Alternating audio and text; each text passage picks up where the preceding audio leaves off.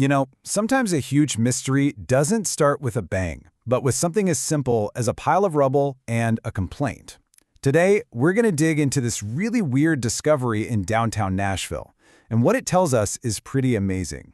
It's about how a city deals with trauma and, get this, how fast our present turns into history. Okay, so this is where it all kicked off, an official complaint filed with the city. It was June 15, 2021, and someone reported what they thought was a pretty obvious case of illegal dumping, right there on 2nd Avenue North. I mean, you look at it and it seems pretty straightforward, doesn't it? Just a big pile of junk where it's not supposed to be. But here's the twist. As investigators started digging in, they realized this wasn't just some ordinary pile of construction waste. No way. This rubble, it was a direct link to a really traumatic event. It was a piece of the city's recent past, and it wasn't just dumped there. It was being carefully managed. So the city looks into it. And what did they find? Let's break down the official report, because, trust me, the answer is not what you'd expect. So the investigation wraps up super quick, just 2 days later. And the conclusion? No problem found. Wait, what? How can a giant pile of rubble, big enough for someone to file a formal complaint, be no problem? Okay, this is where the story really starts to get good. Right? That's the big question. If it's not illegal dumping and it's not a problem, then what in the world was all this stuff just sitting in downtown Nashville?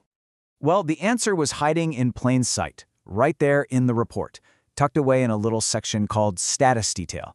And it's just one sentence, but it changes absolutely everything. And boom, there it is. This wasn't just random debris. This was the wreckage from the Christmas Day bombing that rocked Nashville back in 2020. Think about that. This pile of rubble was the physical reminder of a deeply traumatic event for the entire city. So the official report tells us what it was, but it doesn't really tell us why it was there. For that part of the story, we got to turn to a local's perspective, which really fills in the human side of all this. Turns out the wreckage wasn't abandoned at all. Far from it. It was put there on purpose, very carefully, at a site that actually belongs to the Historical Society of Nashville. Yep, it had a reason for being there. What was actually going on was something called historical curation. The Historical Society wasn't looking at this pile as trash. To them, it was an artifact, something that needed to be sorted through, cared for, and preserved because of what it represented. And they were being incredibly detailed about it. According to someone who saw it happen, the staff was planning to literally comb through all that rubble piece by piece. They were looking for older historical items that the blast might have dug up from deep inside Nashville's old buildings, things like Civil War-era pipe fittings, but they were also looking for modern pieces that could be turned into art to remember the event. And just to give you an idea of the scale we're talking about, the bombing created something like 3,000 tons of debris. 3,000 tons. That is a mind-boggling amount of material to go through, and every piece of it represents a home, a business, a life that was just shattered. And this wasn't just some local history project either. The whole site was part of a major federal investigation.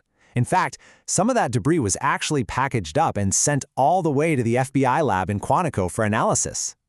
So yeah, this was a really complex situation. Okay, so if the Historical Society was in charge, then where did that illegal dumping complaint even come from?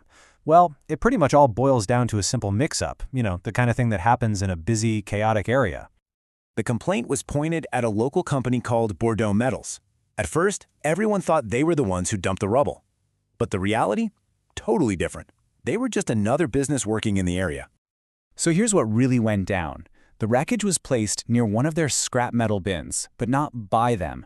So a driver for the company shows up, sees this brand new massive pile of debris, and just asks, "Hey, are we supposed to haul this away?" It was a totally normal work question, but to someone walking by who didn't know the backstory, it looked a whole lot like illegal dumping. So this whole story, from the complaint to the real explanation, it kind of makes you think about a bigger question.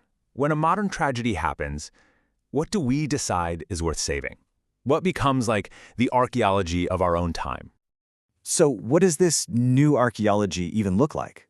Well, check this out. One of the items that the Historical Society actually pulled from the wreckage, an item they planned to put in a future museum exhibit, was the sign from a local laser tag place. And a local who was watching this whole process put it perfectly. They said, "I can't believe that I am old enough to think that salvaging a laser tag sign is somehow archaeologically meaningful." And isn't that just it? It's that wild moment when you realize that stuff from your own life, things you think of as totally normal or modern, are already becoming historical artifacts that belong in a museum. And that kind of leaves us with one final thought, right? This whole story out of Nashville shows us that history isn't just about ancient ruins or stuff from the Civil War. It's being made right now. It's in the things and the events we decide are important enough to remember and save. It really makes you wonder, what ordinary thing from your world today is going to be tomorrow's history?